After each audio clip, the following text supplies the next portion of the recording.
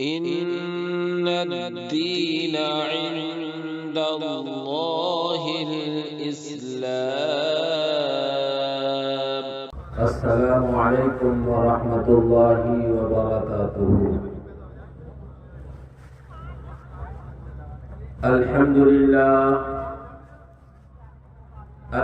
للہ نحمده ونستعینه ونستغفره ونؤمن به ونتوکل علیہ ونعوذ باللہ من شرور انفسنا ومن سیئات اعمالنا.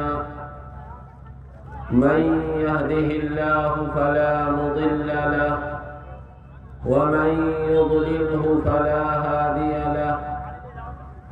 ونشهد أن لا إله إلا الله وحده لا شريك له. ونشهد أن سيدنا وسندنا وحبيبنا ومولانا محمدا عبده ورسوله صلى الله عليه وعلى آله وأصحابه وأزواجه وبارك وسلم تسليما كثيرا كثيرا. أما بعد فأعوذ بالله من الشيطان الرجيم. بسم الله الرحمن الرحيم. إن الذين قالوا ربنا الله ثم استقاموا تتنزل عليهم الملائكة ألا تخافوا ولا تحزنوا وأبشروا بالجنة التي كنتم توعدون. نحن أولياؤكم في الحياة الدنيا وفي الآخرة ولكم فيها ما تشتهي أنفسكم ولكم فيها ما تدعون. وقال تعالى ولتكن منكم أمة يدعون إلى الخير ويأمرون بالمعروف وينهون عن المنكر وأولئك هم المفلحون. وعن سفيان بن عبد الله الثقفي رضي الله عنه قلت لرسول الله صلى الله عليه وسلم قل لي في الإسلام قولا لا أسألك بعده. قال آمنت بالله ثم استقم. رواه مسلم أو كما قال نبينا صلى الله عليه وسلم. وقال عليه الصلاة والسلام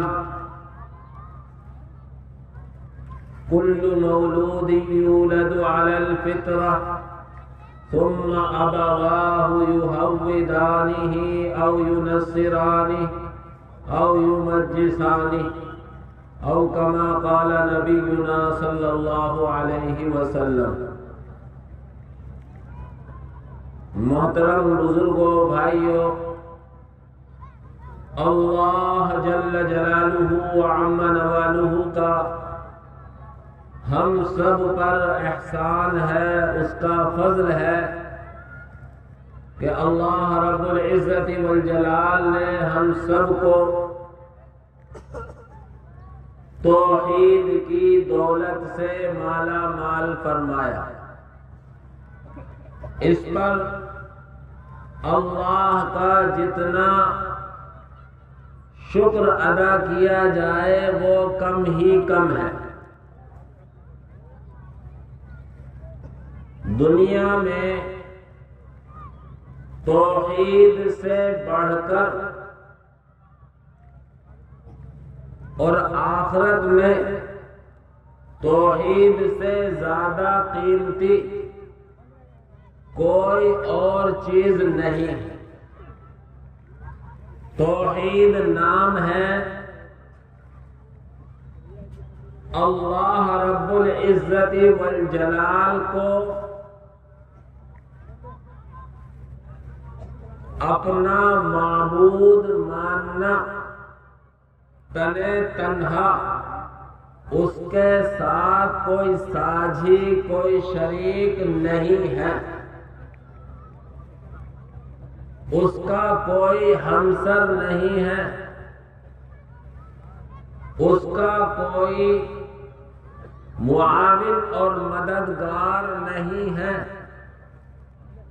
دنیا میں جو کچھ ہوتا ہے، جو کچھ ہوا ہے، جو کچھ ہوگا، سب کا کرنے والا صرف اور صرف وہی اللہ وحدہ لا شریک لہ ہے، جس کو قرآن کریم میں خود اللہ رب العزت والجلال نے یوں تعارف کرایا، هو الاول والآخر والظاہر والباطن وهو بكل شيء علیم۔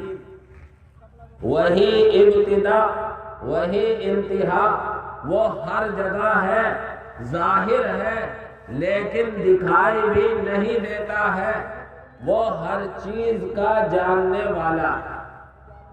کہیں دوسرے الفاظ میں تعارف کرایا، واللہ الذی لا الہ الا ہو الملک القدوس السلام المؤمن المہیمن العزیز الجبار المتکبر سبحان اللہ عما یشرکون۔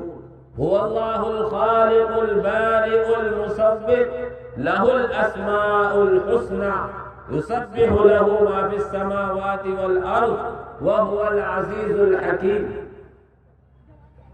مختلف عنوان سے اللہ رب العزت والجلال نے اپنی طاقت کا، اپنی قدرت کا، اپنی قوت کا، اپنے علیم و خبیر ہونے کا قرآن کریم میں تعارف کرایا۔ اللہ رب العزت والجلال کا اس پر ہمیں لاکھ مرتبہ نہیں، کروڑوں مرتبہ نہیں، ان گنت مرتبہ شکر ادا کرنا چاہیے، کرتے رہیں گے تب بھی اللہ رب العزت والجلال کا جیسا حق ہے وہ ہم ادا نہیں کر سکتے۔ اور میں اور آپ کیسے کر سکتے ہیں جبکہ میرے اور آپ کے پیارے آقا حضرت محمد رسول اللہ صلی اللہ علیہ وسلم نے اپنا سب کچھ اللہ کے لیے لگانے کے بعد آپ اپنی زبان سے کہتے ہیں ما عرفناک حق معرفتک، ما عرفناک حق معرفتک وما عبدناک حق عبادتک۔ اے رب ذوالجلال، جیسے تجھے پہچاننا تھا میں ویسے نہ پہچان سکا، جیسے تیری عبادت کرنی تھی میں ویسے تیری عبادت نہ کر سکا۔ تو میں اور آپ اس نعمت خداوندی پر، توحید پر جتنا شکر ادا کریں وہ اللہ رب العزت والجلال کی شان میں ذرہ برابر اضافہ نہیں کر سکتا۔ ہاں، ہم اللہ کا اس انعام پر جتنا شکر ادا کریں گے اللہ رب العزت والجلال مجھے اور آپ کو سربلندی، سرفرازی عطا کرتا چلا جائے۔ لیکن میرے بھائیوں، یہ صرف اور صرف اللہ رب العزت والجلال کا مجھ پر، آپ پر، ساری امت مسلمہ پر فضل اور احسان ہے۔ ہمارا کوئی استحقاق نہیں، ہماری کوئی اجازہ داری نہیں، ہمارا کوئی دباؤ نہیں، اللہ نے فضل فرمایا، ہمیں اپنے سامنے سر جھکانے کی توفیق عطا فرمائی، ہمیں ایک ایمان والے گھر میں وجود بخشا جس کی بنیاد پر ہم ایک اللہ کو ماننے والے بنے، ایک خدا کے سامنے سر جھکانے والے بنے، اور یہی ایک خدا کے سامنے سر جھکانا میری اور آپ کی اور پوری امت مسلمہ کی کامیابی کا ضامن ہے، ذمہ دار۔ اور یہ آج سے نہیں، رہتی دنیا جو دنیا کے سب سے پہلے انسان ہیں، ہمارے اور آپ کے جد امجد حضرت آدم علیہ نبینا وعلیہ السلام اور حضرت آدم علیہ السلام سے چلنے والی نسل اور انسان سب کے لیے یہی ضروری تھا کامیابی پر آنے کے لیے، ورنہ اللہ کی ہم سے کوئی رشتہ داری نہیں، ہم سب اللہ کی مخلوق ہیں، اللہ سے ہمارا کوئی تعلق نہیں، وہ خالق و مالک اور ہم اس کی مخلوق، وہ آقا اور ہم اس کے غلام اور بندے، وہ چاہتا تو کہیں بھی کیچڑ میں لے جا کر ہمیں ڈال دیتا، وہ چاہتا تو ہم نہ جانے کہاں بھٹک رہے ہوتے، کیسے راستے پر پڑے ہوئے ہوتے، لیکن اللہ نے فضل فرمایا، ہمارے اندر کوئی خوبی، ہمارے اندر کوئی برتری انسان ہونے کے ناطے نہیں تھی، ہم سب ایک آدم علیہ نبینا وعلیہ السلام کی اولاد ہے، خواہ دنیا کے اعتبار سے وہ کتنے بڑے عہدے پر ہو، دنیا کے اعتبار سے کتنے بڑے خاندان کا ہو، خواہ دنیا کے اعتبار سے کیسا ہی نیچی زندگی گزارنے والا ہو، کیسا ہی پست طبقے سے تعلق رکھنے والا ہو، حضرت آدم علیہ نبینا وعلیہ السلام تک ہم سب کا نسب جا کر ایک ہو جاتا ہے، ہم سب ایک آدم کی اولاد ہیں۔ اللہ نے اس بات کو اپنی آخری کتاب قرآن کریم میں ہمیں اور آپ کو سمجھایا، یا ایھا الناس اتقوا ربکم الذی خلقکم من نفس واحدہ، اے لوگو اپنے اس پروردگار سے ڈرو جس نے تمہیں صرف ایک جان سے پیدا کیا، وَخَلَقَ مِنْهَا زَوْجَهَا، اور اسی سے اس کی شریک حیات حضرت حوا علیہ السلام کو پیدا کیا، وَبَثَّ مِنْهُمَا رِجَالًا كَثِيرًا وَنِسَاءً، پھر حضرت آدم اور حضرت حوا علیہ السلام کے ذریعے یہ نسل انسانی پوری دنیا میں پھیل، جب تک اللہ رب العزت والجلال کو منظور تھا حضرت آدم علیہ السلام اور حضرت حوا علیہ السلام کو جنت میں رکھا، جنت میں رہتے رہے اور جنت میں عیش کی زندگی، کسی طرح کی کوئی پریشانی نہیں، کسی طرح کی کوئی ٹینشن نہیں، لیکن جب اللہ کو منظور ہوا تو حضرت آدم علیہ نبینا وعلیہ السلام اور حضرت حوا کو دنیا میں بھیجا، حضرت آدم علیہ السلام کو اللہ نے جنت میں ساری چیزیں استعمال کرنے کا حق دیا، لیکن ایک درخت اللہ جانتا ہے کیا ہے۔ قرآن کریم نے یہ کہا ہے کہ ہم نے آدم کو ایک درخت کے کھانے سے منع کیا،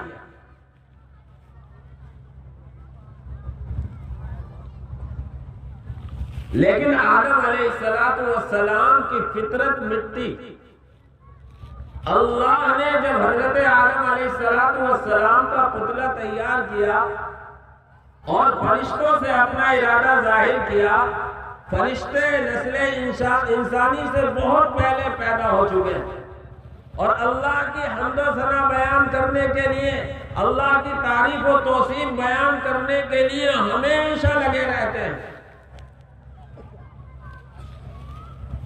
لیکن اللہ کو منظور تھا اس دنیا کے نظام کو وجود بخشنا، تو اللہ نے فرشتوں سے کہا، قرآن کے پہلے پارے میں اس کا ذکر ہے، وَإِذْ قَالَ رَبُّكَ لِلْمَلَائِكَةِ إِنِّي جَاعِلٌ فِي الْأَرْضِ خَلِيفَةً۔ وہ وقت یاد کرنے کے قابل ہے جب تمہارے رب نے فرشتوں سے کہا کہ میں ایک نائب بنانے والا ہوں، خلیفہ بنانے والا ہوں زمین میں۔ فرشتوں نے اندازہ لگا لیا انسان کی فطرت سے کہ انسان دنیا میں جانے کے بعد رب کی نافرمانی کرے گا، آپس میں ایک دوسرے کو ستائے گا، ظلم و زیادتی کرے گا۔ اس لیے اللہ رب العزت والجلال کے سامنے اپنی خدمت پیش کرنے کے لیے، اپنی عبادت پیش کرنے کے لیے فرشتے یوں گویا ہوئے، أَتَجْعَلُ فِيهَا مَنْ يَسْفِكُ الدِّمَاءَ وَنَحْنُ نُسَبِّحُ بِحَمْدِكَ وَنُقَدِّسُ لَكَ۔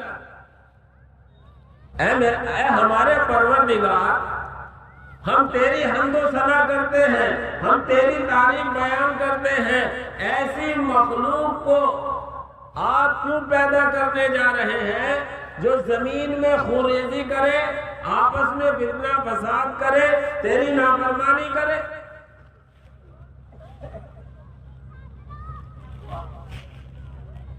اللہ رب العزت والجلال نے کہا، فرشتوں انی اعلم من اللہ ما لا تعلمون۔ تخلیق آدم، تخلیق انسان اور انسان کی پیدائش کا مقصد کیا ہے اور کیوں میں پیدا کرنے جا رہا ہوں، جن باتوں کو میں جانتا ہوں وہ تم نہیں جانتے۔ بہرحال اللہ تبارک و تعالی نے فرشتوں کے سامنے حضرت آدم علیہ نبینا وعلیہ السلام کی برتری ظاہر کی کہ اللہ نے حضرت آدم علیہ السلام کو دنیا کی چیزوں کا علم عطا کیا۔ وَعَلَّمَ آدَمَ الْأَسْمَاءَ كُلَّهَا، ساری چیزیں آدم علیہ السلام کو سکھائی جو آج ہم کر رہے ہیں، اور پھر فرشتوں کو بلایا اور فرشتوں کے سامنے دنیا کی چیزیں پیش کی۔ ثم عرضهم على الملائکہ، پھر وہ دنیا کی چیزیں فرشتوں کے سامنے پیش کی اور کہا بتاؤ ان کے بارے میں۔ فرشتے نے کوئی جواب نہیں دیا۔ حضرت آدم کو بلایا گیا، حضرت آدم علیہ السلام سے کہا آپ جواب دو۔ حضرت آدم علیہ السلام نے ساری چیزیں بتا دی۔ خیر، حضرت آدم علیہ السلام کو پیدا کیا گیا۔ جنت میں حضرت آدم کے لیے جوڑا حضرت حوا کو پیدا کیا گیا، لیکن حضرت آدم سے چوک ہوئی، غلطی ہوئی، اور پھر اس غلطی پر تنبیہ بھی ہوئی۔ جو درخت کھانے سے منع کیا تھا حضرت آدم علیہ السلام نے وہ درخت کھا لیا۔ اس کا کھانا تھا، جنت کا لباس جو پہنے ہوئے تھے سب اتر گیا، مادر زاد ننگا ہو گئے۔ حضرت آدم کو بڑی حیا اور شرم آئی، جنت کے درختوں کے پتے توڑ کر اپنے بدن کو چھپائے۔ فوراً پتہ چلا کہ ہم سے چوک ہوئی، رب تعالیٰ کے سامنے گریہ وزاری کی، معافی مانگی۔ اللہ رب العزت والجلال نے حضرت آدم علیہ السلام کی چوک کو معاف کر دیا، لیکن ساتھ ساتھ یہ حکم ہوا قال اهبطا منها جميعا بعضكم لبعض عدو فإما يأتينكم مني هدى فمن تبع هداي فلا يضل ولا يشقى ومن أعرض عن ذكري فإن له معيشة ضنكا ونحشره يوم القيامة أعمى قال رب لم حشرتني أعمى وقد كنت بصيرا قال كذلك أتتك آياتنا فنسيتها وكذلك اليوم تنسى. آدم کی خطا چوک غلطی معاف ہو گئی، لیکن حضرت آدم اور حضرت حوا سے کہا گیا اب جنت میں نہیں رہے، جاؤ دونوں زمین پر اترو. ایک کو تاریخی روایات کے مطابق شری لنکا میں ایک پہاڑ پر اتارا گیا اور دوسرے کو جدہ میں اتارا گیا. اللہ کو نسل انسانی کو چلانا مقصود تھا،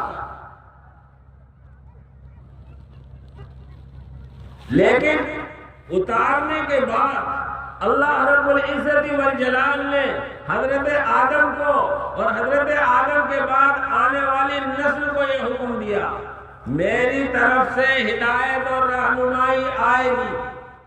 فَإِمَّا يَأْتِيَنَّكُم مِّنِّي هُدًى، اگر میری طرف سے ہدایت اور رہنمائی آئے فَمَنِ اتَّبَعَ هُدَايَ فَلَا يَضِلُّ وَلَا يَشْقَى، جو میری ہدایت اور رہنمائی کو مانے گا وہ سیدھے راستے پر لگا رہے گا اور کبھی پریشان نہیں ہوگا.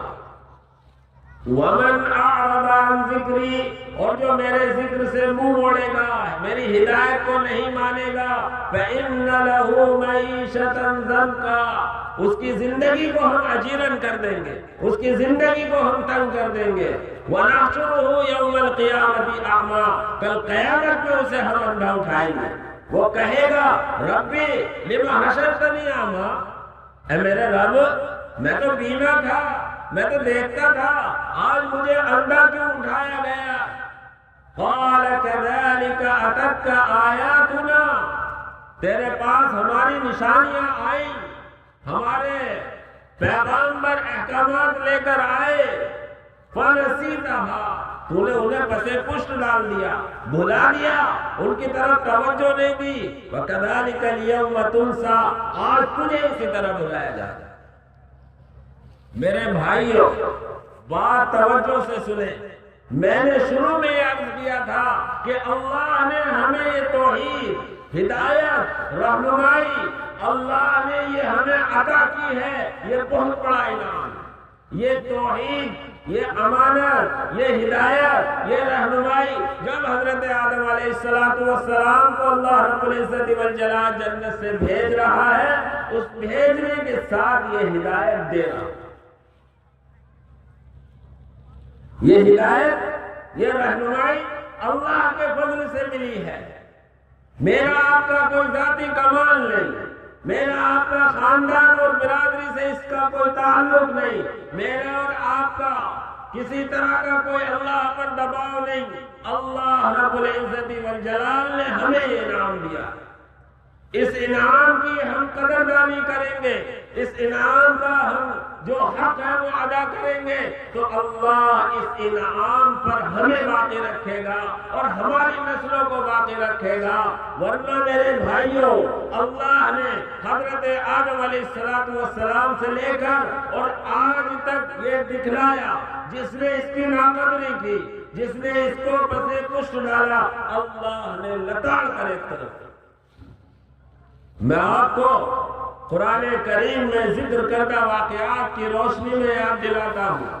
سب سے پہلے حضرت آدم علیہ السلام اللہ کے کلمہ کن سے پیدا کیے ہوئے اور جنت میں رہ کر دنیا میں آئے، اور حضرت آدم علیہ السلام سے جب نسل انسانی کا سلسلہ شروع ہوا تو ابتدا میں حضرت آدم اور حضرت حوا دنیا کے دو پہلے مرد اور عورت ہیں، اور انہی سے یہ نسل انسانی کا سلسلہ شروع ہوا ہے، اور انہیں یہ ہدایت دی گئی کہ میری طرف سے آنے والی ہدایت کو تمہیں ماننا۔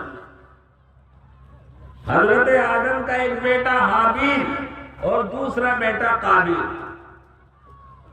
حابیل نے اللہ کی اس ہدایت کو مانا، رہتی دنیا تک کے لیے وہ کامیاب ہو گیا، اور کل قیامت میں بھی کامیابی اور کامیابی سے سرفراز ہوگا۔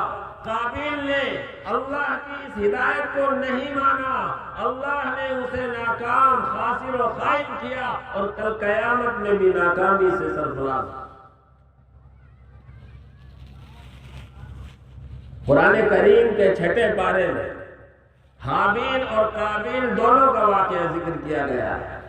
مفسرین نے لکھا ہے کہ حضرت آدم حضرت حوا کے ولادت ہوتی تھی تو لڑکا اور لڑکی پیدا ہوتے تھے۔ جو لڑکی لڑکے کے ساتھ پیدا ہوتی تھی ان کا آپس میں رشتہ ناجائز۔ دوسرا جو جوڑا پیدا ہوتا تھا، ادھر کا لڑکا ادھر کی لڑکی، آپس میں رشتہ تھا، وہی آپس میں آگے چل کر زوجین ہوا کرتے تھے۔ جو لڑکا لڑکی کے ساتھ پیدا ہوتا تھا انہیں حقیقی بھائی بہن کا رشتہ دیا جاتا تھا، اور جو ادھر دوسرا لڑکا اور لڑکی پیدا ہوتے تھے انہیں حقیقی رکھا جاتا تھا۔ آپس میں ان کا لڑکی سے لڑکے کا اور لڑکے سے لڑکی کا نکاح ہوتا تھا۔ یہی اللہ کا اس وقت کا حکم تھا۔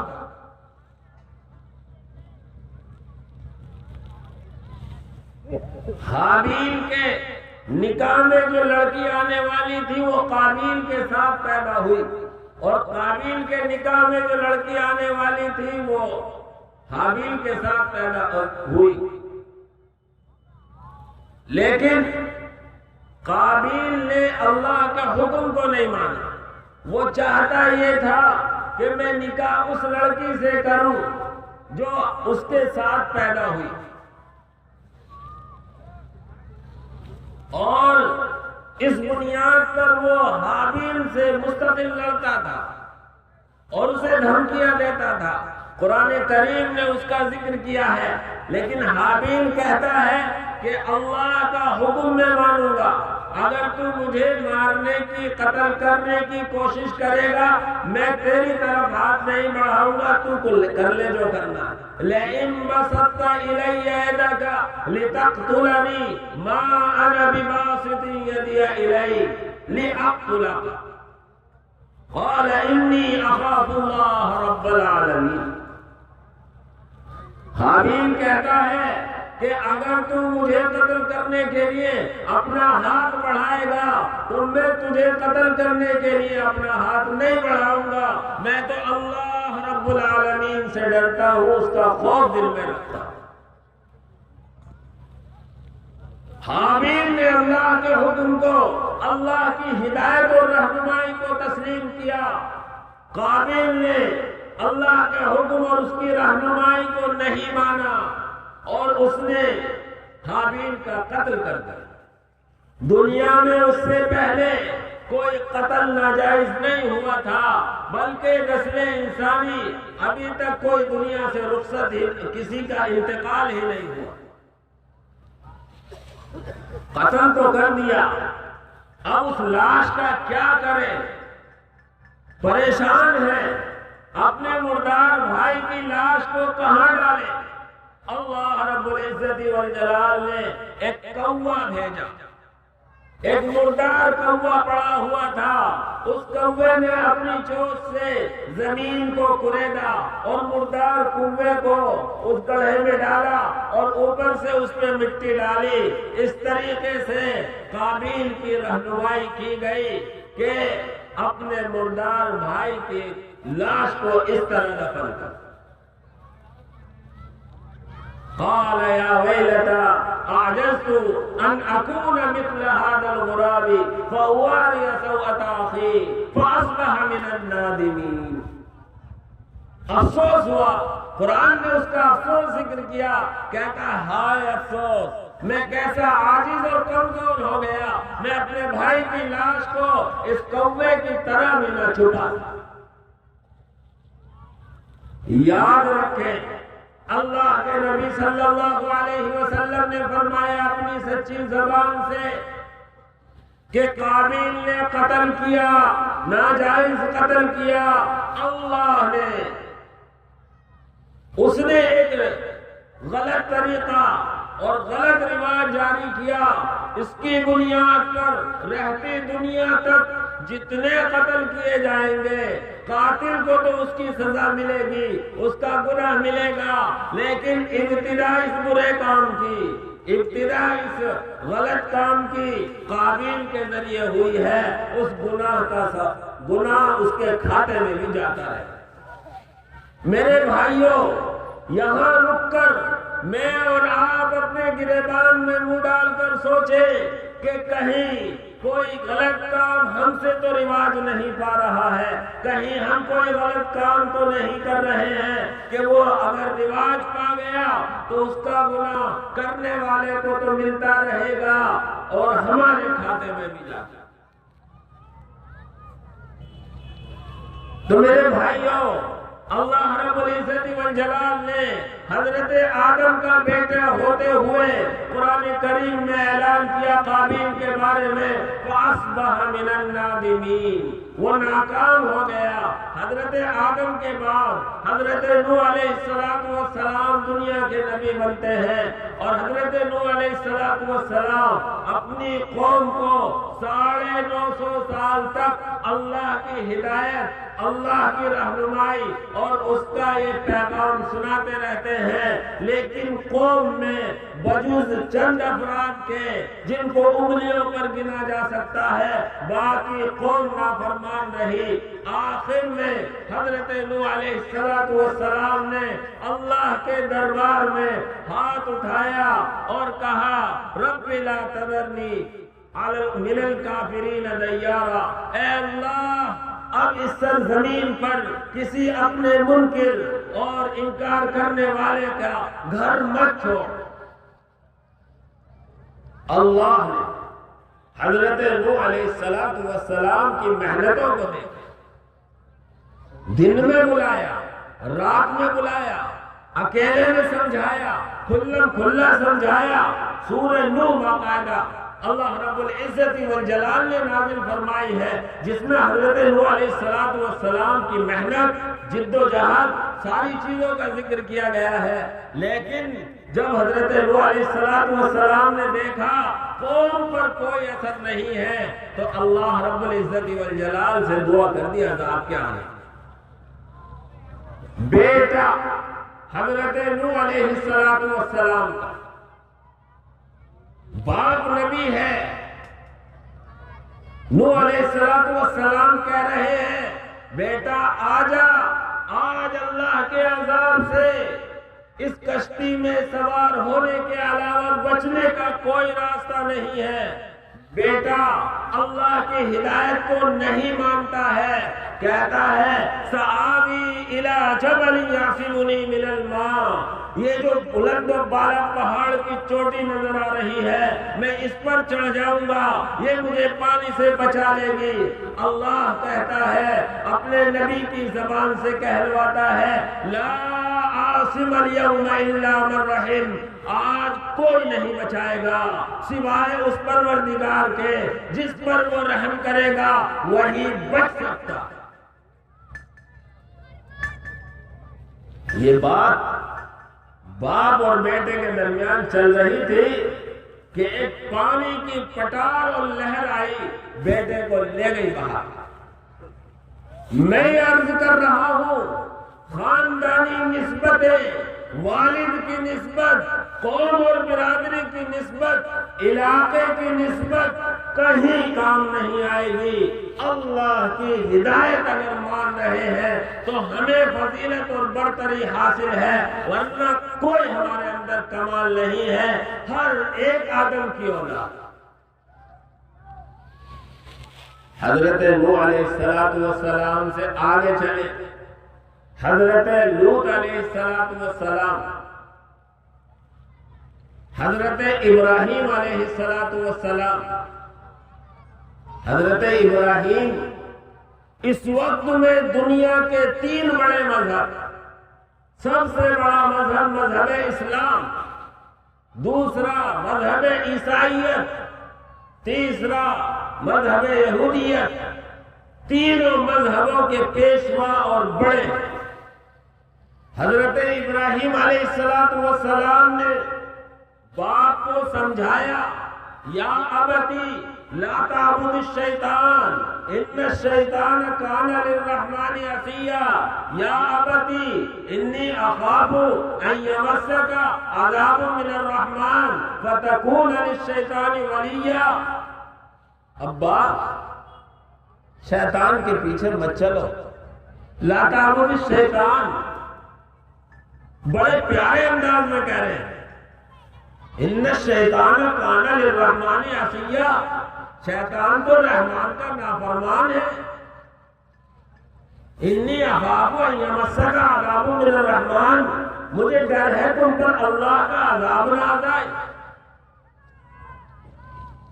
فتکون للشیطان ولیا، تو آپ تو شیطان کے دوست اور اس کے ساتھی بن جائیں گے. بات سمجھ میں نہیں آئی اللہ کی ہدایت، اور دھمکی دیتا ہے، قال اراغب انت عن آلہتی یا ابراہیم، اوہو ابراہیم تمہیں ہمارے طریقے سے نفرت ہے. لئن لم تنتہی لارجمنک واہجرنی ملیا. دھمکی دیتا ہے باپ، اگر باز نہیں آیا تو تجھے پتھروں سے مار مار کر موت کے گھاٹ اتار دوں گا، چلا جائے یہاں سے. باپ نے خدائی پیغام کو نہیں مانا، توحید کو تسلیم نہیں کیا، ایک خدا کو اپنا خالق اور مالک نہیں مانا. ابراہیم نے کہا سلام علیہ ساستغفر لک ربی انہ کان بی حفیہ. والد محترم، آپ کی بات یہی ہے تو بات ہماری اور آپ کی ایک ساتھ بنے گی نہیں. ٹھیک ہے، ہم علیحدگی کا راستہ اختیار کر لیتے ہیں، لیکن پھر بھی ہم اللہ سے دعا کریں گے آپ کے ایمان لانے کی توفیق. تو باپ نبی کا ہے، خلیل اللہ کا، اللہ کا خلیل، ایسے نبی کا باپ، لیکن نسبت کام نہیں آئی کیونکہ اللہ کے حکم، اللہ کی ہدایت اور رہنمائی کو نہیں مانا. حضرت لوط علیہ السلام اہلیہ، بیوی، شریک حیات، لیکن ہمیشہ حضرت لوط علیہ السلام کی مخالفت کر رہے ہیں. لوط علیہ السلام جو اللہ کی ہدایت، اللہ کی رہنمائی قوم کو اور اس کو پیش کر رہے تھے، نہیں مانا، اللہ کی طرف سے عذاب میں گرفتار. میرے بھائیوں، اسی طرح میرے اور آپ کے پیارے آقا حضرت محمد رسول اللہ صلی اللہ علیہ وسلم، اللہ کے آخری نبی، اللہ کے آخری پیغمبر اور آخری مرتبہ نبوت کا سلسلہ ختم کرنے والے، نبوت کے دروازے کو بند کرنے والے، اللہ کا پیغام، اللہ کی ہدایت لے کر آتے ہیں اور لوگوں میں اللہ کے پیغام کو پہنچاتے ہیں. جو اللہ کی ہدایت اور رہنمائی کو مانتا رہا، اللہ رب العزت والجلال اسے دنیا اور آخرت میں سرخروئی اور سرفرازی عطا کرتا رہا.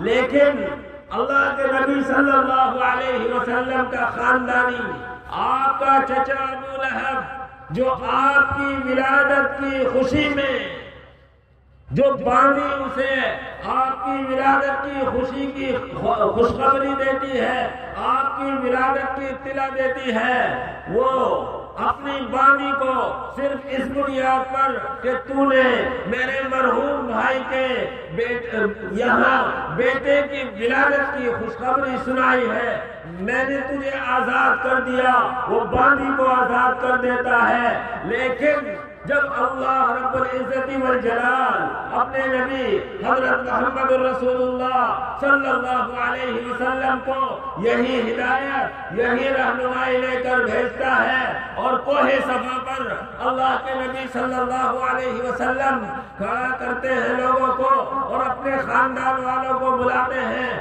نام بنا کر جب تقریباً 40 آدمیوں کو اکٹھا کرتے ہیں کہ سب سے پہلے اپنے خاندان میں اس ہدایت اور رہنمائی کو پیش کیا جائے اور ان سے ابتدا کی جائے، اس وقت آپ ایک پیغام سناتے ہیں اور یہ کہتے ہیں کہ بتاؤ لوگوں، اگر میں یہ کہوں کہ پہاڑ کے اس پار ایک لشکر ہے جو بالکل حملہ کرنے کے لیے مکے والوں پر تیار ہے، میری اس خبر کو تم کیسا جانو؟ میرے بھائیو، سارے کے سارے یک زبان ہو کر کہتے ہیں ما جربناک الا صدقا۔ اے اللہ، کیا ماحول ہوگا، کیسی سچائی کی تصدیق کر رہے ہیں۔ ما جربناک الا صدقا، اے محمد، ہم نے تو ہمیشہ آپ کو سچ بولتے دیکھا ہے، آپ یہ خبر دیں گے تو یقیناً وہ سچ ہو۔ اس کے بعد اللہ کے نبی صلی اللہ علیہ وسلم فرماتے ہیں لوگوں، میں تمہیں اس عذاب سے ڈرا رہا ہوں جو بہت سخت ہوگا، جس سے بچنے کے لیے وہی توحید، وہی امانت، وہی ہدایت اور رہنمائی قبول کرنی پڑے جس کو دے کر مجھے بھیجا گیا ہے۔ اب دیکھیے چچا ابو لہب کو ملعون نے، اللہ ہمیشہ کے لیے اسے غرق کرے، الفاظ دیکھیے، کہتا ہے تبًّ لک الہذا جمعتنا، الیاذ باللہ، کہتا ہے تیرا ناس ہو، اسی لیے ہمیں جمع کیا تھا۔ اللہ کے نبی نے کوئی جواب نہیں دیا، اللہ نے عرش سے جواب دیا تبت یدا ابی لہب وتب ما اغنى عنه ماله وما كسب سيصلى نارا ذات لهب وامرأته حمالة الحطب في جيدها حبل من مسد۔ ابو لہب، تو کیا اللہ کے نبی کو، میرے پیارے حبیب کو، میرے لاڈلے نبی کو یہ کہتا ہے تیرا ناز ہو؟ میں خبر دیتا ہوں تبت یدا ابی لہب، ابو لہب کے دونوں ہاتھ ٹوٹ گئے، خود ہلاک و برباد ہو گیا، نہ اسے مال کام آئے گا نہ اس کا ہنر کام آئے گا۔ میں عرض کر رہا ہوں کہ اللہ نے ہمیں جو توحید کی امانت، اللہ نے جو ہدایت ہمیں عطا فرمائی ہے، یہ ایسی قیمتی شے، اسی امانت کی بنیاد پر ہم دنیا میں کامیابی اور کامرانی حاصل کر سکتے ہیں، اسی توحید کی بنیاد پر کل قیامت میں جہنم سے بچ کر جنت میں جا سکتے ہیں۔ نہ دنیا میں اس کے بغیر کچھ ہے، نہ کل قیامت میں کچھ، اور نہ اس میں رشتہ کام آئے گا، نہ اس میں تعلق کام آئے گا، نہ اس میں کنبہ اور قبیلہ کام آئے گا، نہ کوئی علاقہ کام آئے گا۔ کام آئے گا تو اللہ کی طرف سے جو پیغام آیا ہے وہ کام آئے گا۔ اللہ کے نبی صلی اللہ علیہ وسلم کی غلامی، اللہ رب العزت والجلال کے احکامات۔ میرے بھائیوں، آج تک دنیا میں جس نے بھی، جہاں بھی، جس علاقے میں بھی، جس زمانے میں بھی اللہ کے احکام، اسی ہدایت اور رہنمائی کو اور وقت کے نبی کی بات کو مانا ہے اور اس کو تسلیم کیا ہے، اللہ نے انہیں دنیا اور آخرت میں کامیابی اور کامرانی عطا فرمائی۔ چنانچہ حضرت آدم علیہ السلام سے لے کر آج تک جس وقت میں جہاں بھی کامیابی، جہاں بھی ہدایت اور رہنمائی کو مانا ہے، تسلیم کیا ہے، اللہ نے انہیں کامیاب کیا ہے، چاہے وہ کسی خاندان، کسی قبیلے، کسی علاقے کا۔ چنانچہ حابیل نے مانا، حابیل کو کامیاب کیا۔ حضرت نوح علیہ السلام کے 3 بیٹوں نے مانا اور ان کے ساتھ کچھ اور لوگوں نے مانا، اللہ نے انہیں کامیاب کیا۔ فرعون کی بیوی حضرت آسیہ نے مانا، اللہ نے اسے کامیاب کیا۔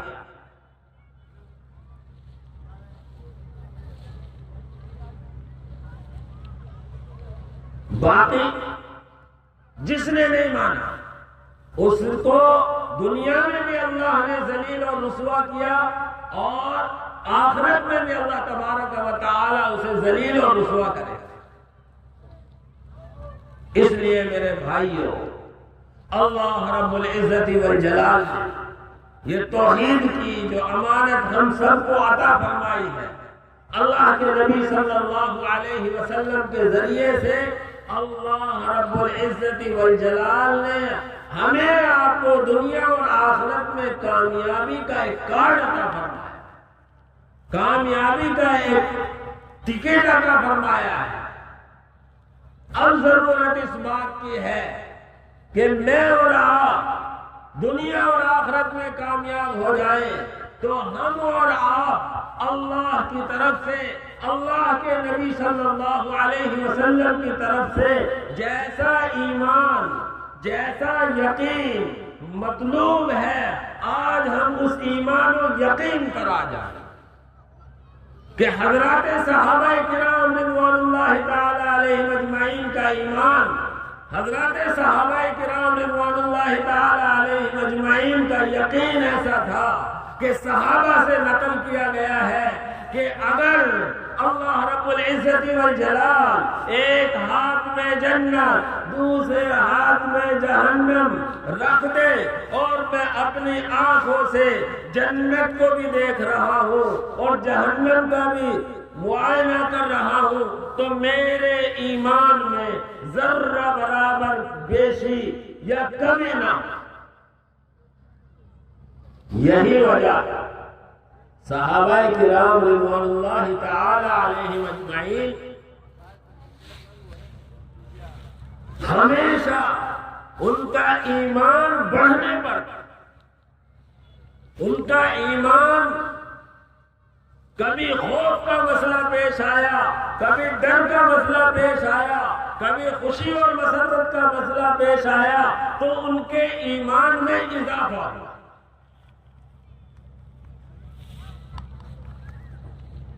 قرآن کریم میں ذکر کیا گیا ہے، کچھ لوگوں نے منصوبہ بنایا مسلمانوں کو ڈرانے کا، دھمکانے کا اور جھوٹی افواہیں پھیلائیں، ان الناس قد جمعوا لكم فاخشوهم، لوگ اکٹھا ہو رہے ہیں، تمہارے خلاف منصوبے بنا رہے ہیں، تمہارے خلاف پلاننگ چل رہی ہے، تمہیں اب صفحہ ہستی سے مٹا دیا جائے گا، فاخشوهم، ڈرو۔ اللہ رب العزت والجلال نے اپنے سچے کلام میں ذکر فرمایا، ان الناس قد جمعوا لكم فاخشوهم فزادهم ایمانا وقالوا حسبنا اللہ، وقالوا حسبنا الله فنعم المولى ونعم النصير، فانقلبوا بنعمة من الله وفضل لم يمسسهم سوء واتبعوا رضوان الله والله ذو فضل عظيم۔ لوگوں نے منصوبے بنائے ڈرانے کے لیے، لیکن اللہ نے ان کے ایمان میں اضافہ فرمایا اور ایمان کی پختگی سے انہوں نے کہا حسبنا اللہ، ہمارے لیے اللہ کافی ہے، ونعم الوکیل، بہترین کارساز۔ چنانچہ حضرات صحابہ کرام رضوان اللہ تعالی علیہم اجمعین اس کیفیت کے ہوتے ہوئے بھی اپنے ایمان کی مستقل فکر میں رہا کرتے تھے، مستقل اپنے ایمان کے بارے میں سوچتے رہتے تھے، اور اگر کیفیت میں کوئی کمی محسوس کی تو فوراً فکر ہوا، فوراً اپنے ایمان کا جائزہ لیا، فوراً یہ فکر ہوئی کہ اللہ کے نبی صلی اللہ علیہ وسلم سے رجوع کیا جائے۔ حضرت شیخ نے حضرت حنظلہ رضی اللہ تعالی عنہ کا واقعہ نقل کیا ہے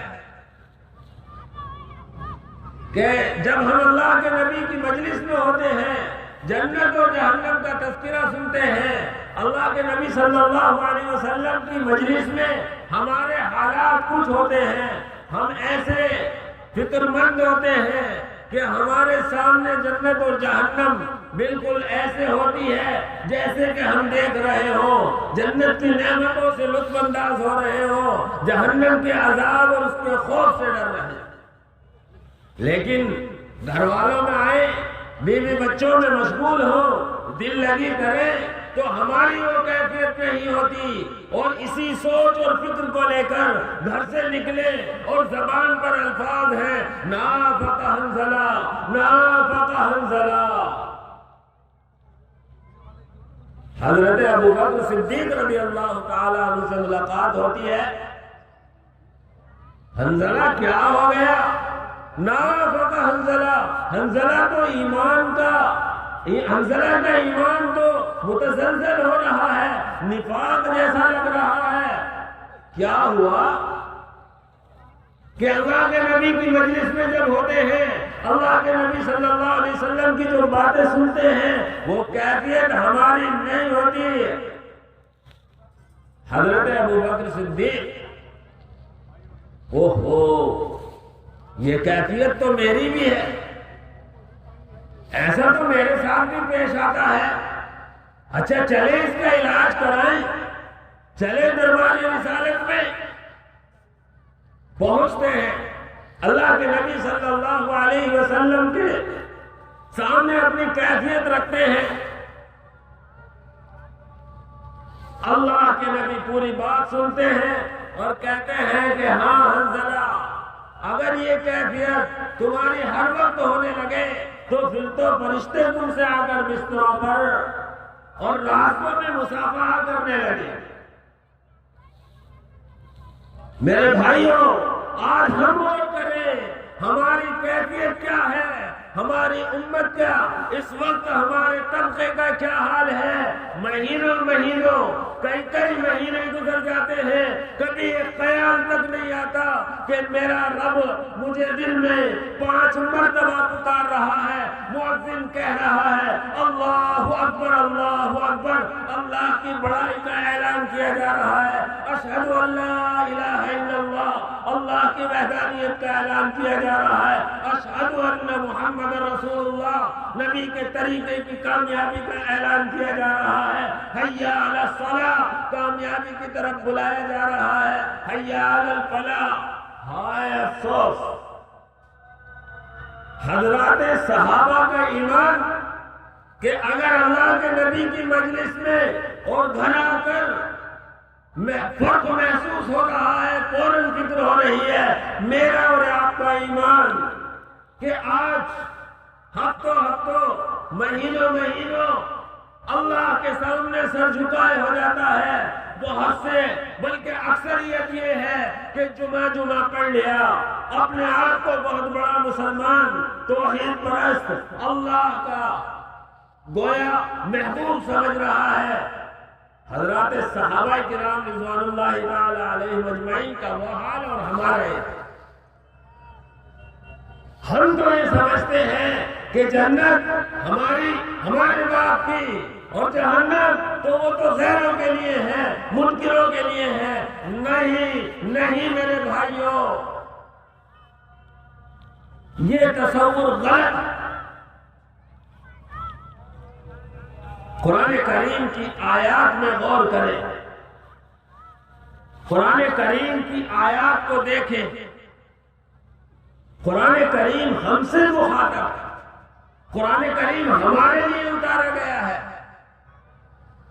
میرے زمانے طالب علمی میں جب میں دارالعلوم میں پڑھ رہا تھا، ایک مرتبہ سعودی کی جماعت آئی اور عصر کے بعد قدیم مسجد میں ایک مہمان تھے۔ اس جماعت میں حضرت ابو ہریرہ رضی اللہ تعالی عنہ کے خاندان کے قبیلہ دوست کے، ان کی بات ہوئی طلبہ میں، اور اس مجلس میں میں بھی شریک تھا۔ قرآن کریم کی پہلے پارے کی ایک آیت انہوں نے پڑھی اور پہلے یہ کہا کہ آج ہم مسلمان یہ سمجھتے ہیں قرآن کے جتنے وعدے ہیں سب ہمارے لیے ہیں اور جتنی وعیدیں ہیں سب غیروں کے لیے ہیں۔ تو گویا ہم وعدوں پر تو ایمان رکھ رہے ہیں، وعیدوں کو ایک طرف ڈال رہے ہیں۔ اور انہوں نے یہ تشریح کرنے کے بعد یہ آیت تلاوت کی، اَفَتُؤْمِنُونَ بِبَعْضِ الْكِتَابِ وَتَكْفُرُونَ بِبَعْضٍ فَمَا جَزَاءُ مَن يَفْعَلُ ذَلِكَ مِنكُمْ إِلَّا خِزْيٌ فِي الْحَيَاةِ الدُّنْيَا وَيَوْمَ الْقِيَامَةِ يُرَدُّونَ إِلَىٰ أَشَدِّ الْعَذَابِ وَمَا اللَّهُ بِغَافِلٍ عَمَّا تَعْمَلُونَ۔ اس کا ترجمہ ہے تم کتاب کے بعض حصے پر ایمان لا رہے ہو اور بعض کا انکار کر رہے ہو۔ کتاب کا بعض حصہ وعدے ہمارے لیے، کتاب کے بعض حصے کا انکار، عذاب جہنم کی سختیاں سب غیروں کے لیے۔ فَمَا جَزَاءُ مَن يَفْعَلُ ذَلِكَ مِنكُمْ، تم میں سے جو ایسا سمجھے گا اس کی سزا اس کے سوا کیا ہو سکتی ہے؟ دنیا میں رسوائی اور کل قیامت میں سخت عذاب۔ آج ہم مسلمانوں کا یہی ہے۔ میرے بھائیوں، آج ہم سب کو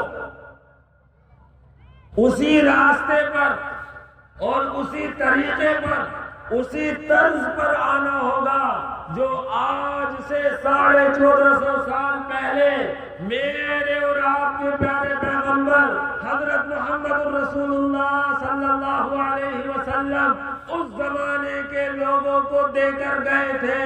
جس زمانے کے، جس علاقے کے لوگوں کو اس وقت میں سب سے پسماندہ، سب سے پچھڑا، سب سے گیا گزرا سمجھا جاتا تھا، اس زمانے میں، اس علاقے میں جہالت کو اپنا قرائے امتیاز سمجھا جاتا تھا اور وہ جاہل اور ان پڑھ رہنے کو اپنے لیے فخر کی چیز سمجھا کرتے تھے۔ اس زمانے میں اللہ کے نبی صلی اللہ علیہ وسلم جو طریقہ، جو راستہ بتا کر گئے، اور اس زمانے کے ارذل لوگ، سب سے گھٹیا سمجھے جانے والے لوگ اللہ کے نبی صلی اللہ علیہ وسلم کے طریقے پر آئے۔ اللہ نے کیسر و کسریٰ کے تاج، بڑی بڑی حکومتوں کے تاج صحابہ کے قدموں میں ڈالا اور صحابہ نے اپنے قدموں سے یوں روندا۔ آج بھی وہی اللہ ہے، وہی احکام ہے، وہی ساری چیزیں ہیں، اسی خدا کو میں اور آپ ماننے والے ہیں۔ بس ضرورت اس بات کی ہے کہ وہی ایمان، وہی کیفیت، وہی یقین، وہی راستہ، وہی طریقہ میں اور آپ اپنے اوپر لاگو کریں، میں اور آپ اپنے اوپر نافذ کریں، تو پھر انشاءاللہ بات بنے۔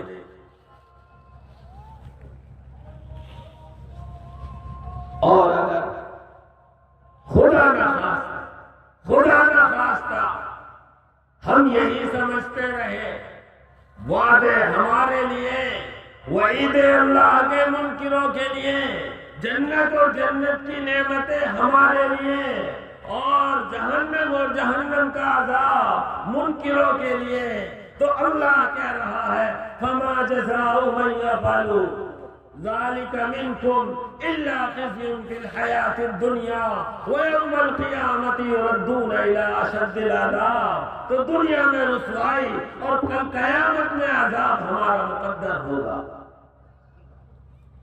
اس لیے میرے بھائیوں، اللہ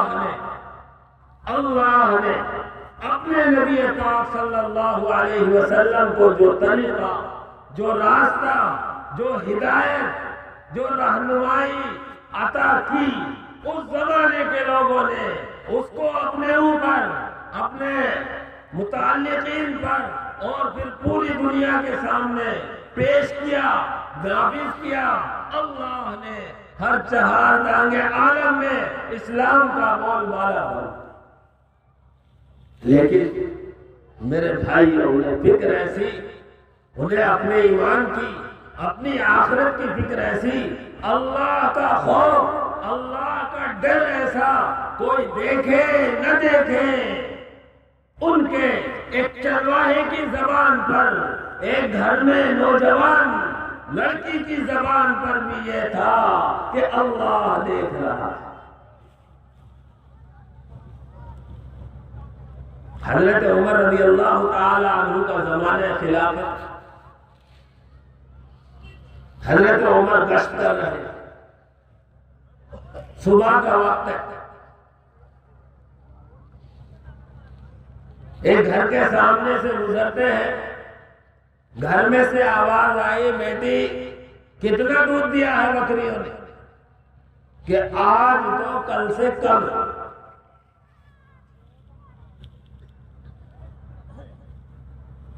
کہاں دودھ لینے والے آئیں گے، پانی ڈال دو، کہاں سے پورا کریں گے؟ کہ کیسی بات کر رہی ہے؟ پانی عمر کا زمانہ خلافت ہے۔ کہنے لگی بیٹی عمر کو دیکھ رہے ہیں۔ بیٹی کہتی ہے عمر تو نہیں دیکھ رہے، لیکن عمر کا اللہ دیکھ رہا۔ حضرت عمر رضی اللہ تعالی عنہ یہ ساری باتیں سنتے ہیں، بعد میں اس گھر میں اجازت لے کر جاتے ہیں،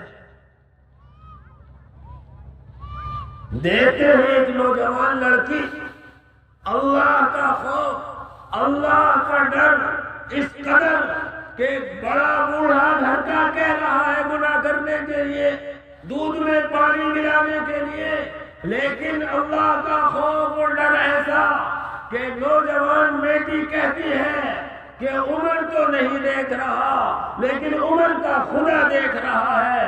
میرے بھائیوں، آج ہمارے نوجوان، بچے ہو یا بچیاں، آج ہمارے نوجوانوں کی حالت اور آج ہم مسلمان کہلائے جانے والوں کا عمل، آج ہمارا طرز، آج ہمارا طریقہ، کہ آج ہمارا مسلمان سے معاملہ کرتے ہوئے، لین دین کرتے ہوئے اطمینان نہیں کر پاتا، اور بس میں ڈر لگتا ہے کہیں یہ معاملے میں گڑبڑ نہ کر دے، کہیں یہ میرا پیسہ نہ کھا جائے۔ میرے بھائیوں، ہمارے اسلاف اور ہمارے بڑوں کے اعمال و افعال، ان کا تقوی، ان کا اللہ کا ڈر اور خوف ایسا، اور آج ہم مسلمانوں کا یہ حال۔ میرے بھائیوں، اللہ کی ہدایت اور رہنمائی ٹھکرانے کی وجہ کہ آج ہم سب رسوائی اور ذلت کے دار میں پڑے ہوئے۔ اللہ کا ڈر اور خوف اس نوجوان بچی کے اندر کہ اس کا ایک تقوی اور ڈر، اللہ نے اسے وہ عزت اور سرفرازی عطا فرمائی کہ اللہ رب العزت والجلال نے امیر المومنین کی بہو بنا کر امیر المومنین کے گھر بھیجا۔ حضرت عمر رضی اللہ تعالیٰ عنہ کے بیٹے ہیں عبداللہ، سفر میں ہیں، روزے سے ہیں، راستے میں دیکھا ایک چرواہا بکریاں چرا رہا، اس چرواہے سے کہا کہ بھائی ہم مسافر ہیں، ہمیں روزہ افطار کرنا ہے، ایک بکری ہمیں بیچ دو، ہم ذبح کر کے گوشت بنا کر روزہ افطار کریں گے۔ وہ کہنے لگا کہ میں مالک نہیں ہوں، میں تو نوکر ہوں، چرواہا ہوں، بکریاں چرا رہا ہوں، مجھے بیچنے کا حق نہیں ہے۔ حضرت عبداللہ اس کا امتحان لینے کے لیے اور اس کے دل کی بات جاننے کے لیے کہتے ہیں کہ مالک کو دیکھ رہا ہے، ایک بکری تم بیچ لو اور کہہ دینا کہ بھیڑیا کھا گیا اور ہم بکری ذبح کریں گے، بنائیں گے، تم بھی کھانا ہم بھی کھائیں گے۔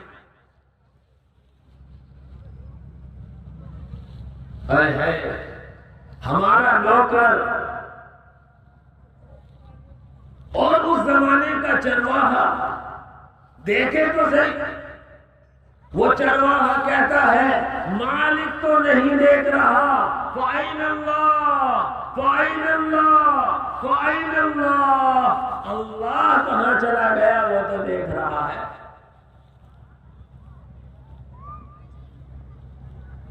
میرے بھائیو، یہ تھی صحابہ کے ایمان کی کیفیت، یہ تھا اللہ کا خوف اور ڈر، اور اللہ کا خوف اور ڈر کہ ایک صحابی سے گناہ ہو جاتا،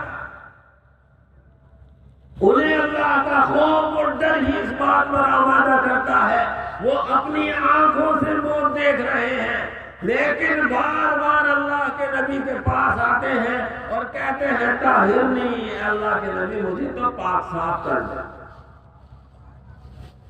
حضرت معاذ اسلمی رضی اللہ تعالی عنہ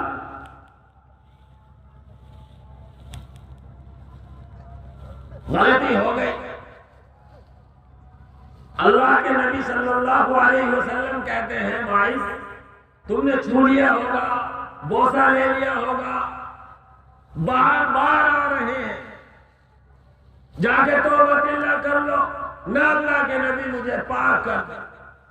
یہ اللہ کا خوف اور ڈر تھا حضرت معاذ کے دل میں، وہ آ کر اپنے آپ کو پیش کر رہے ہیں، جب کوئی عذر اور چارہ اللہ کے نبی کے پاس نہیں بچا تو اللہ کے نبی نے ان کا حق جاری کرنے کا حکم دیا۔ اللہ کے نبی صلی اللہ علیہ وسلم مسجد کے ایک کونے میں رو رہے، کچھ لوگوں نے ہر جگہ ہوتے ہیں اس طرح کے لوگ، معاشرے میں منافق بھی ہوتے ہیں جنہیں نیکی اور نیکی کرنے والے پسند نہیں ہوتے۔ حضرت معاذ پر بھپیاں کسی، جملے کسے، اللہ کے نبی صلی اللہ علیہ وسلم قسم کھا کر کہنے لگے یہ اللہ کی قسم، معاذ نے وہ توبہ کی ہے، اگر پوری امت پر تقسیم کر دی جائے تو ساری امت پاک صاف۔ یہ ان کا ایمان، اللہ کا ڈر، اللہ کا خوف تھا۔ میرے بھائیوں، عام برسر مطلب کہنے کا مقصود یہ ہے کہ آج ہمیں اور آپ کو بھی، آج مجھے اور آپ کو بھی اور پوری امت مسلمہ کو وہی سربلندی، سرفرازی کی ضرورت ہے، اسی راستے پر آنے کی اور اسی راستے پر چلنے کی ضرورت ہے تاکہ ہم دنیا میں بھی کامیاب ہوں اور کل قیامت میں بھی کامیاب ہوں۔ اللہ رب العزت والجلال ایسے نیک بندوں کے لیے جنہوں نے اللہ کی ہدایت کو مانا اور اللہ کی ہدایت کو مان کر اس کے مطابق اپنی زندگی گزارتے رہے، ان کی حالت اس صورت میں بیان فرماتا ہے۔ اللہ فرماتا ہے ان الذین قالوا ربنا اللہ، جن لوگوں نے کہہ دیا ہمارا رب اللہ، ثم استقاموا، پھر اسی پر جمے رہے. حالات آئیں گے، ایمان کے لٹیرے آئیں گے، ایمان کو متزلزل کریں گے، ہمارے ایمان کو چھیننے کی، ہمارے ایمان پر ڈاکہ ڈالنے کی کوشش کریں گے، لیکن ہم اسی طریقے کو جو اللہ کے نبی صلی اللہ علیہ وسلم نے پیش کیا ہے مضبوطی سے تھامے رہیں گے تو انشاءاللہ آنے والے آتے رہیں گے، حالات بدلتے بدلتے رہیں گے، لیکن ہم کامیابی کے راستے کی طرف بڑھتے چلے جائیں. اس لیے اللہ نے فرمایا ان الذین قالوا ربنا اللہ، جن لوگوں نے کہہ دیا ہمارا رب اللہ ہے، دکان نہیں، مکان نہیں، تجارت نہیں، زراعت نہیں، کھیتی باڑی نہیں، کاروبار نہیں، کون دے رہا ہے، کون پال رہا ہے؟ ربنا اللہ. بتاؤں میں آپ کو لفظ رب استعمال کیا ہے. رب عربی میں رب کہتے ہیں کسی بھی چیز کو ابتدا سے لے کر انتہا تک جس وقت میں جیسی ضرورت ہو اس کو پورا کرنے والا.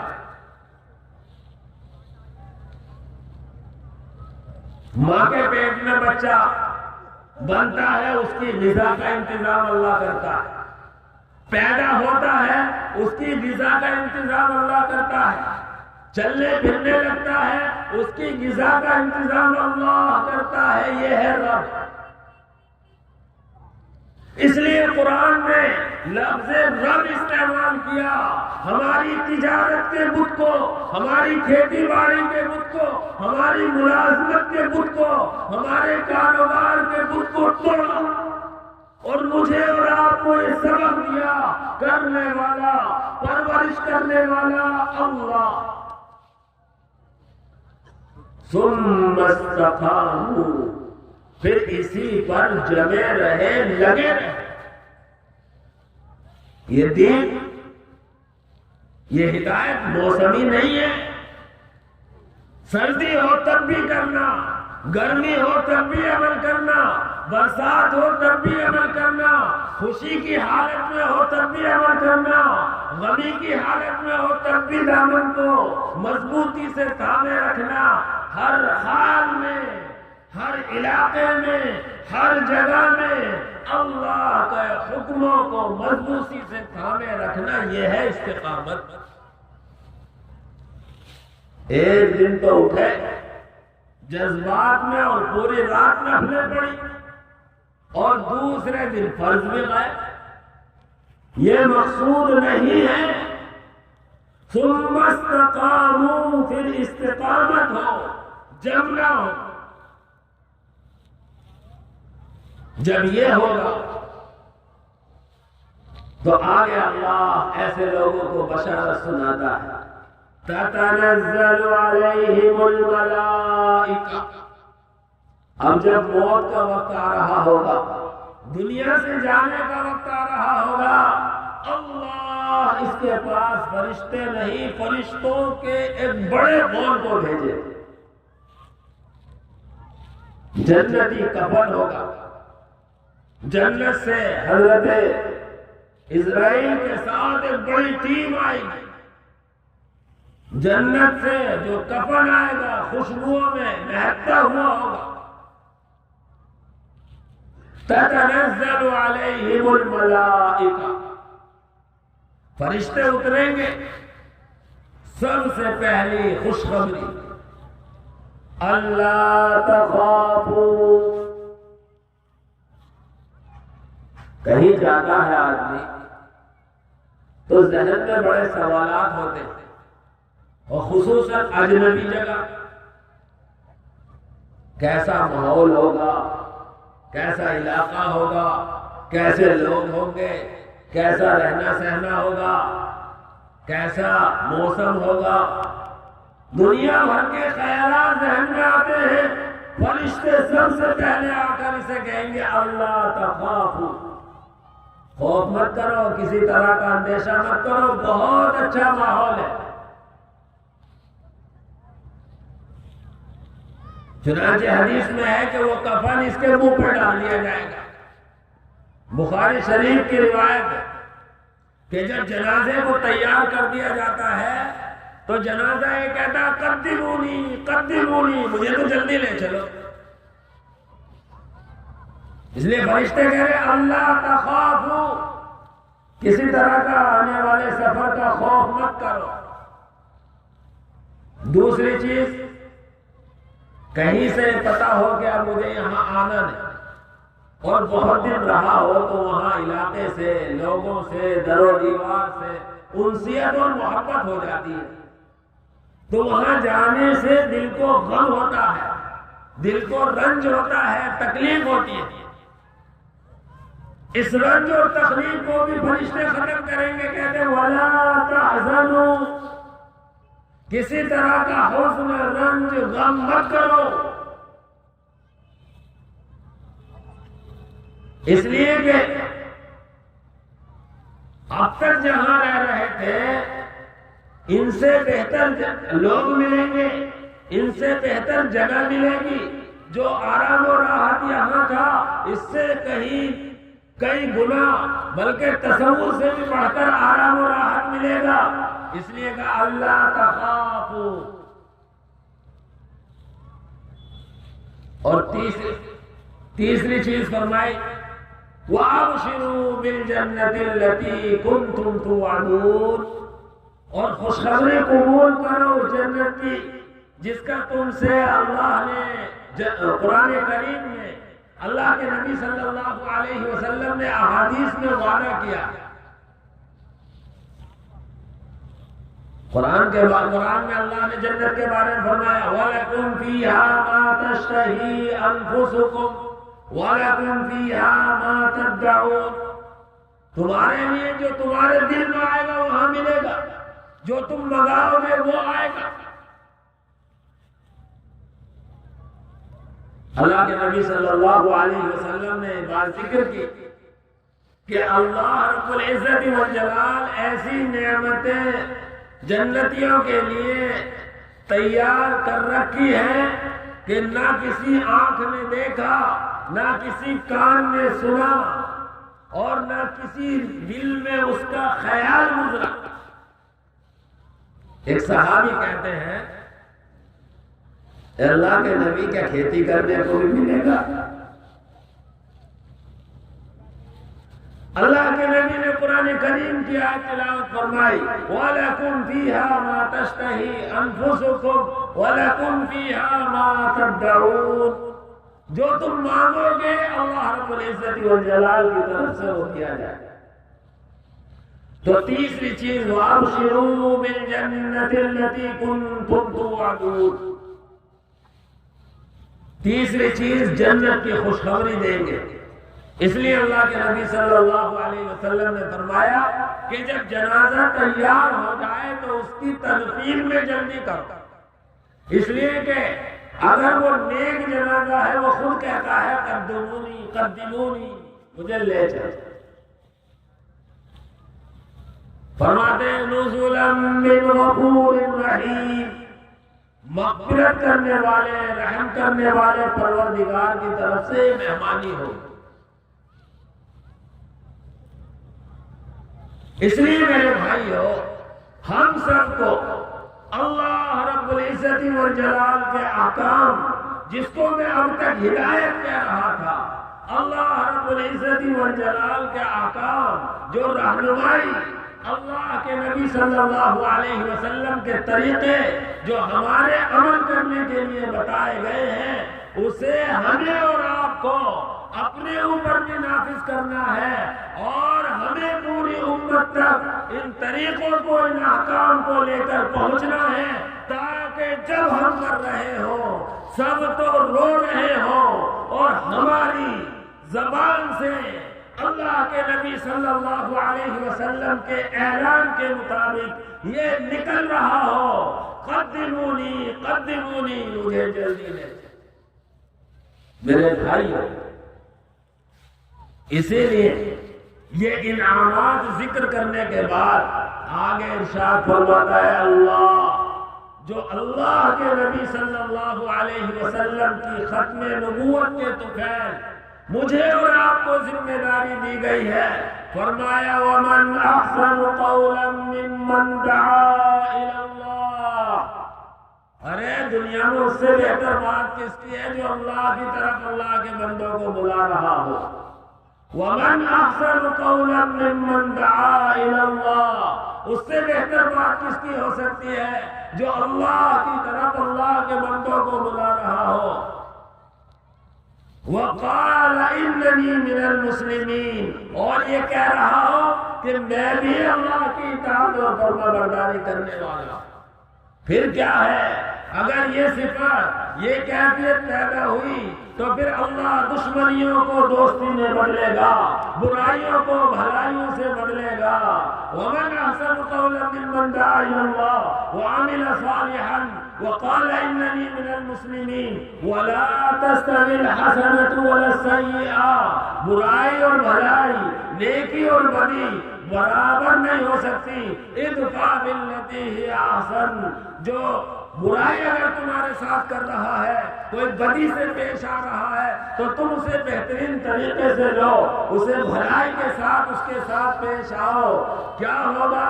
فَإِذَا الَّذِي بَيْنَكَ وَبَيْنَهُ عَدَاوَةٌ، جو تمہارے اور اس کے درمیان دشمنیاں ہوں گی وہ دوستیوں میں تبدیل ہو جائیں گی۔ كَأَنَّهُ وَلِيٌّ حَمِيمٌ، گویا کہ یہ آپس میں گاڑھے دوست بن جائیں گے۔ اوس اور خزرج ہمارے سامنے مثال ہے۔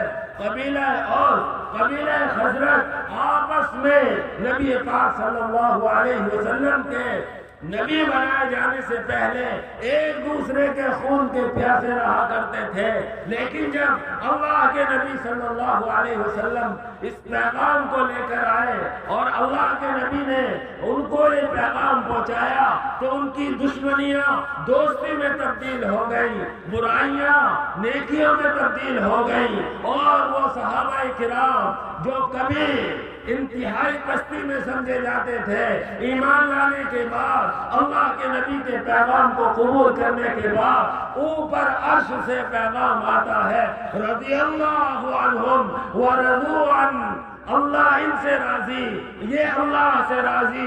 اولئک الذین امتحن اللہ، یہ وہ لوگ ہیں اللہ نے ان کا امتحان لیا۔ قلوبہم للتقوی لہم مغفرۃ واجر عظیم، ان کے لیے مغفرت اور اجر عظیم کا وعدہ ہے۔ میرے بھائیوں، آج ہم بھی اسی مشن کو لے کر، اسی پیغام کو لے کر آگے بڑھیں گے، قدم اٹھائیں گے، قدم جمائیں گے، کامیابیاں ہمارے بھی قدم چومیں گی۔ وَمَا يُلَقَّاهَا إِلَّا الَّذِينَ صَبَرُوا وَمَا يُلَقَّاهَا إِلَّا ذُو حَظٍّ عَظِيمٍ، یہ چیزیں حاصل ہوں گی جمنے والوں کو، صبر کرنے والوں کو، استقامت والوں کو۔ وَإِمَّا يَنزَغَنَّكَ وَإِمَّا يَنزَغَنَّكَ مِنَ الشَّيْطَانِ نَزْغٌ فَاسْتَعِذْ بِاللَّهِ، شیطان ورغلائے گا، کبھی کھیتی باڑی کا، کبھی تجارت کا، کبھی ملازمت کا ایک ہوا کھڑا کرے گا کہ یار چلا تو جاتا چلے کے لیے 4 مہینے کے لیے، لیکن اس کھیتی کا کیا ہوگا، اس دکان کا کیا ہوگا، ملازمت کا کیا ہوگا۔ وَإِمَّا يَنزَغَنَّكَ مِنَ الشَّيْطَانِ نَزْغٌ، شیطان کچوٹے لگائے گا، دل چاہے گا آگے بڑھنے کے لیے، دل چاہے گا قدم اٹھانے کے لیے، دل چاہے گا چلا لگانے کے لیے، لیکن پیچھے سے کوئی بیوی کی شکل میں، کوئی بھائی کی شکل میں، کوئی خیر خواہ کی شکل میں آ کر سمجھائیں گے ارے کہاں ان تبلیغ والوں کے پلے پڑ گئے، ارے کہاں ان کے چکر میں پڑ گئے، یہ تو خود بھی برباد، دوسروں کو بھی برباد کرنے پر تل گئے، ارے یہ تو سب گھروں سے نکال دو۔ ارے میرے بھائیوں، یہی کامیابی ہے۔ اس آنکھ میں بند ہونے کے بعد یہ چیزیں سمجھ میں آئیں گی۔ بہتر یہ ہے کہ ان آنکھوں کے بند ہونے سے پہلے سمجھ میں آ جائے، سانس کے رک جانے سے پہلے سمجھ میں آ جائے، سانس کے اس رک جانے سے پہلے اگر سمجھ میں آ گیا تو ہم کامیاب ہیں، اور اگر غرغرے کی حالت ہو گئی، چارپائی پر پڑ گئے، قوموں میں سال ہر سال گزر جاتے ہیں، میرے بھائیوں کسی کام کے نہیں رہیں گے۔ اللہ کہتا ہے فاستعن باللہ، اگر اس طرح کے خیالات گھیریں تو اللہ سے پناہ مانگ، اللہ کی پناہ میں جا۔ شیطان کا وسوسہ سمجھ، ایک دین کے لیے قدم اٹھا رہا ہے، قدم اٹھا لے۔ اٹھائیں گے نا؟ اس لیے میرے بھائی باتیں بہت، کرنے کے لیے بہت، کرنے والے بہت، اصل ہے عمل۔ اس لیے میرے بھائیوں اصل عمل ہے۔ آپ نے تفصیل سے ساری باتیں سنی ہیں، اب وقت یہ ہے کہ ہم ان باتوں کو اپنی زندگی میں لائیں۔ امت جو بالکل جہنم کے کنارے کھڑی ہے، اس کو ہم کمر پر سے پکڑ کر پیچھے کو کھینچے اور جنت کی طرف لائیں گے تو انشاءاللہ ثم انشاءاللہ ہماری دنیا اور آخرت بھی بنے گی، اور اللہ رب العزت والجلال دین کی برکت سے، احکام خداوندی پر عمل کرنے کی برکت سے دوسروں کو بھی ہدایت پر لائے گا۔